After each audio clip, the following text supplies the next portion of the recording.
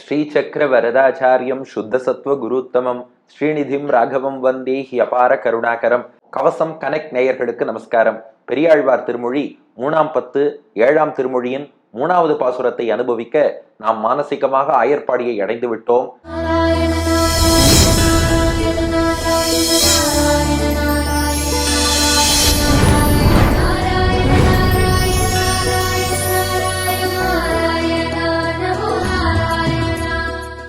இப்போ பெரியாழ்வார் ஒரு கோபிகை பாவத்தில் கண்ணனை காதலிக்க, அந்த பெரியாழ்வாரின் தாய், அந்த கோபிகையின் தாய் இந்த பெண்ணை காதலிக்காதே என்று தடுக்கிறாளாம். இப்ப அதுதான் காட்சி. இப்ப 3வது பாசுரத்துல அந்த அம்மா என்ன பண்றா, இந்த கோபிகை இழுத்து பிடிச்சு, பாரு நீ வெளியில போனாதான் யார் யாரோடையோ போய் சேர்ற, அப்புறம் கண்ணனோட போய் உறவாடுற, அப்புறம் திரும்பி வர, பார் நீ வீட்டுக்குள்ளதான் இருக்கணும் அப்படின்னு வீட்டுக்குள்ள அடைச்சு வச்சுட்டாலாம். இவ சின்ன பொண்ணு இல்லையோ, அவ அம்மாட்ட சொன்னாலாம், அம்மா அம்மா நான் ஃப்ரெண்ட்ஸோட போய் விளையாடணும், நீ பாட்டுக்கு வீட்டுக்குள்ளேயே நான் அடைச்சி வச்சுட்டியே, எனக்கு எப்படி பொழுது போகும், போர் அடிக்கிறதுன்னாலாம்.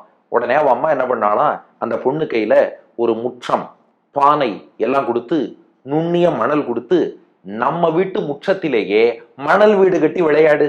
ஏன்னா 2 பாட்டா இவ என்ன சொல்லிட்டு வந்தா, நான் சிற்றில் இழைக்க போறேன், என் தோழிகளோடு சேர்ந்து மணல் வீடு கட்டி விளையாட போறேன். அது என்ன வீதியில தான் போய் மணல் வீடு கட்டி விளையாடணுமா, நம்ம வீட்டு முற்றத்திலேயே விளையாடலாம். அதுக்கு என்னென்ன தேவையோ நுண்மணல் கொடுத்துட்டாலும், பானை கொடுத்துட்டா, முறம் கொடுத்துட்டா, அப்புறம் என்னம்மா இங்க மணல் வீடு கட்டி வீட்டோட விளையாடின்று, உனக்கு இனிமே இன்டோர் கேம்ஸ் தான், அவுட்டோர் கேம்ஸே கிடையாது அப்படின்னு அடைச்சு வச்சாலாம். ஆனா அடைச்சு வச்சா அப்போ ஒரு காட்சி நடந்தது. என்ன நடந்தது 3ஆம் பாசுரத்தில் பார்ப்போமா? பாருங்கள். பொங்கு வெண்மணல் கொண்டு சிற்றிலும் முற்றத்து இழைக்கலுரில் சங்கு சக்கரம் தண்டு வாழ் வில்லும் அல்லது இழைக்கலுராள் கொங்கை இன்னம் குவிந்து எழுந்தில கோவிந்தனோடு இவளை சங்கையாகி என் உள்ளம் நாள்தோறும் தட்டுழுப்பு ஆகின்றதே. பொங்கு வெண்மணல் கொண்டு சிற்றிலும் முற்றத்து இழைக்கலுரில் சங்கு சக்கரம் தண்டுவாள் வில்லுமல்லது இழைக்கலுராள் கொங்கை இன்னம் குவிந்தெழுந்தில கோவிந்தனோடு இவளை சங்கையாகி என்னுள்ளம் நாள்தோறும் தட்டுழுப்பாகின்றதே. இப்ப இந்த அம்மா என்ன பண்ணிட்டா, பொண்ணுக்கு மணல் கொடுத்தாலாம். எப்படிப்பட்ட மணல்னு பாருங்க. பொங்கு, இந்த இடத்துல பொங்கும்னா நுண்ணியன்னு அர்த்தம், ஃபைன் சாண்ட். ஏன்னா இந்த கொஞ்சம் கரடு முரடான மண்ணா இருந்தா சின்ன பொண்ணுக்கு கையில குத்தும், புண்ணாயிடும். அதனால நுண்ணிய மணலாக ஃபைன் சாண்டா இருக்கணும். அதான் பொங்கு, நுண்ணியதா இருக்கக்கூடிய வெண்மணல், வெள்ளை மணலாம். ஏன்னா வெள்ளை மணல் தான் ஏதாவது அழுக்கு இருந்தாலும் தெரிஞ்சிடும். அப்படி இல்லாமல் கொஞ்சம் டார்க்கான மணலா இருந்ததுன்னா அதுல வேற ஏதாவது அழுக்கு இருக்கலாம், அதை கொண்டு வந்துருவா. அதனால பியூர் சாண்ட். அப்போ ஃபைன் சாண்ட், பியூர் சாண்ட். கையில குத்தக்கூடாதுங்கிறதுக்காக பொங்கும் நுண்ணிய மணல், அது அழுக்கு இல்லாம நல்ல மணலா இருக்கணுங்கிறதுக்காக வெண்மணல், வெள்ளை நிறத்தில் மணல் கொண்டு, அந்த மணலை கொண்டு, பொங்கு வெண் மணல் கொண்டு, நுண்ணிய வெளுப்பான மணலை கொண்டு, சிற்றிலும், சிற்றில் அப்படின்னா மணல் வீடுன்னு அர்த்தம், இல் அப்படின்னா வீடு, சிற்றில் அப்படின்னா சிறியதாக மணலிலே கட்டக்கூடிய வீடுன்னு அர்த்தம். அந்த சிற்றிலும், அந்த சிற்றிலை கூட, மணல் வீட்டை கூட முற்றத்து, வீட்டு முற்றத்திலேயே, வெளியில போகப்படாதுன்னு சொல்லி முற்றத்து, வீட்டின் முற்றத்திலேயே இழைக்கலுரில், இழைத்தல்னா நிர்மாணம் செய்தல், கட்டுதல்னு அர்த்தம். சிற்றிலும் முற்றத்து இழைக்கலுரில், அந்த மணல் வீட்டை தன் வீட்டு முற்றத்திலே அமைக்கும் போதும் இந்த அம்மா பாக்குறாளாம், அப்பா பொண்ணை வீட்டுக்குள்ள அடைச்சு வச்சாச்சு, இவ பாட்டுக்கு மணல் வீடு கட்டி நீங்க விளையாடிட்டு இருப்பா, கண்டவாளோடு சேர மாட்டா, கண்ணனோடு உறவாட மாட்டா அப்படின்னு நினைச்சுட்டே, என்னம்மா மணல் வீடு கட்டியாச்சான்னு பார்த்தா 5 மணல் வீடு கட்டியிருக்கேன்னு ஆளாம். 5 மணல் வீடா பார்த்தா சங்கு, எம்பெருமான் கையில உள்ள பாஞ்சஜன்ய சங்கு இருக்கு பாருங்க, அத ஒரு மணல் வீடா கட்டி வச்சிருக்காளாம்.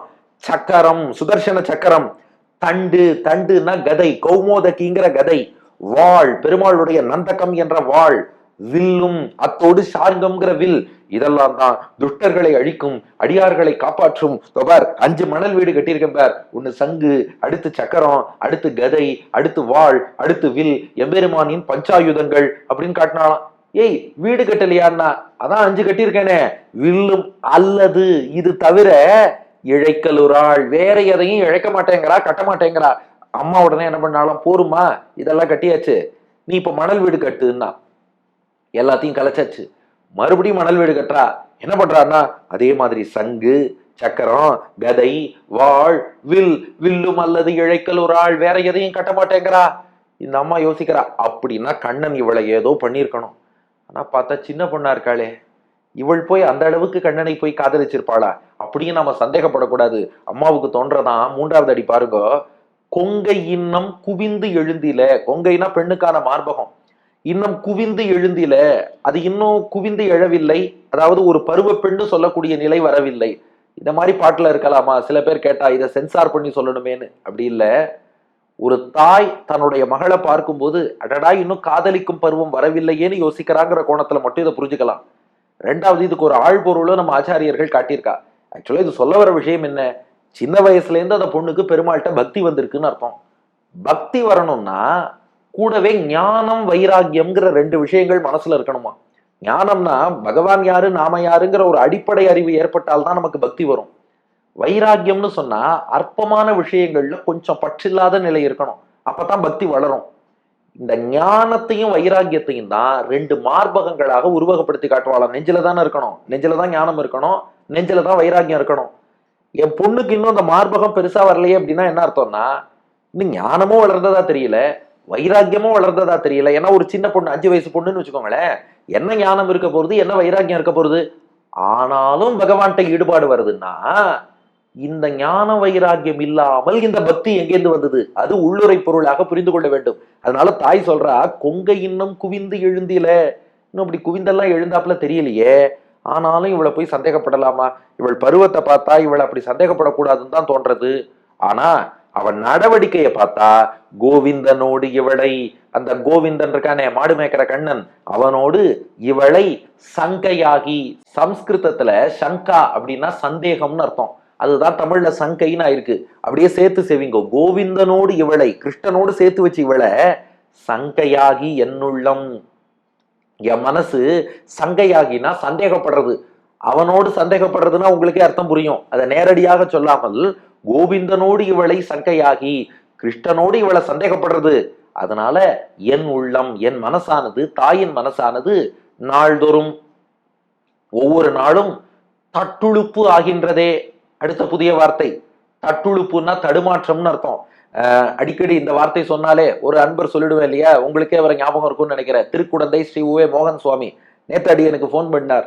அவர் சொன்னார், மற்ற ஆழ்வார்கள் பாசுரம் எல்லாம் நம்ம சேவிச்சுன்னு வந்தோம்னா ஒரு பதிகத்துல எங்கேயாவது 1-2 வார்த்தை நமக்கு புதுசா இருக்கும். ஆனா பெரியாழ்வார் பாசுரம் சேவிச்சாதான் ஒவ்வொரு பாட்டிலையுமே 3 வார்த்தையாவது நமக்கு புதுசா இருக்கும், நல்ல தமிழும் கத்துக்கிறாப்புல இருக்கு. அந்த மாதிரி பெரியாழ்வார் பாடியிருக்கார். உடனே அடியனுக்கு இந்த பாட்டை சேவிச்சதும் அவர் ஞாபகம் தான் வந்தது. தட்டுழுப்பு, தட்டுழுப்புன்னா தடுமாற்றம்னு அர்த்தம். தட்டுழுப்பு ஆகின்றதே, தடுமாற்றம் ஆகிவிட்டது. ஆனா அந்த அன்பர் பாவம் அவர் சொன்னார், என் பேரை போய் நீங்க சேர்த்து சொல்றீங்களே, நானும் ரெகுலரா பார்த்துட்டு இருக்கேன், சங்கரா டிவி கவசம் கனெக்ட் 2 பாக்குறேன், என் பேரையும் சொல்றீங்களேன்னார்.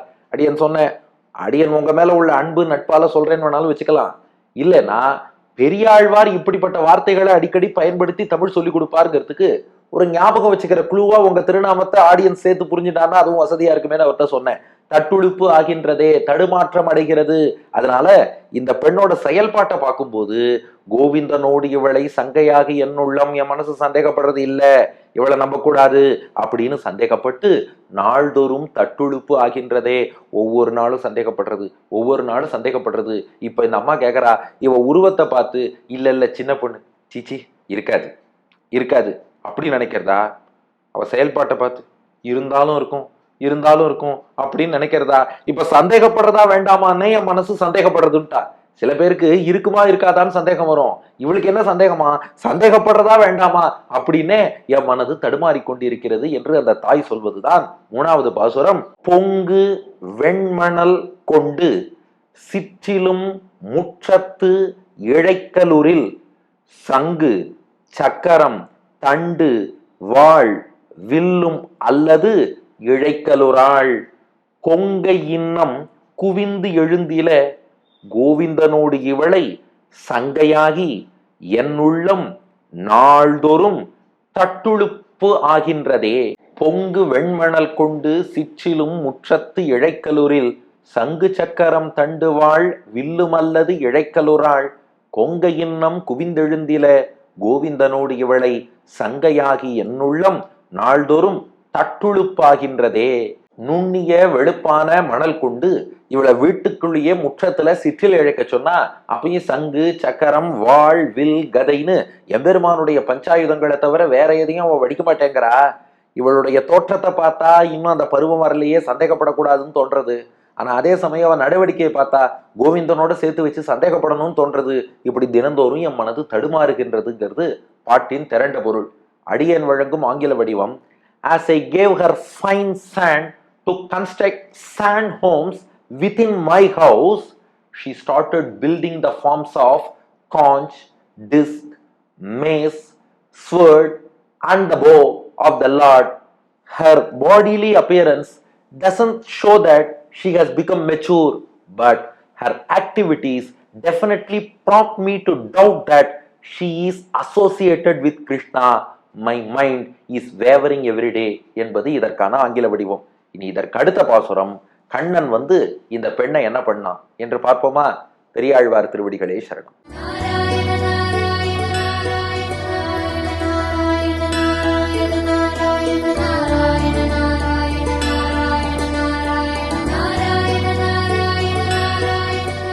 பொங்குவின் மணர் கொண்டு சிற்றிலும் முற்றம் திடைக்கலூரில் சங்கு சக்கரம் தண்டுவாள் வில்லுமல்ல திடைக்கலூரால் பொங்குவின் மணர் கொண்டு சிற்றிலும் முற்றம் திடைக்கலூரில் சங்கு சக்கரம் தண்டுவாள் வில்லுமல்ல திடைக்கலூரால் கொங்கையின்னம் குவிந்தெழுந்தில கோவிந்தனோடி வளை சங்கையாகி என் உள்ளம் நாள்தொறும் தட்டுளப்பாகின்றதே.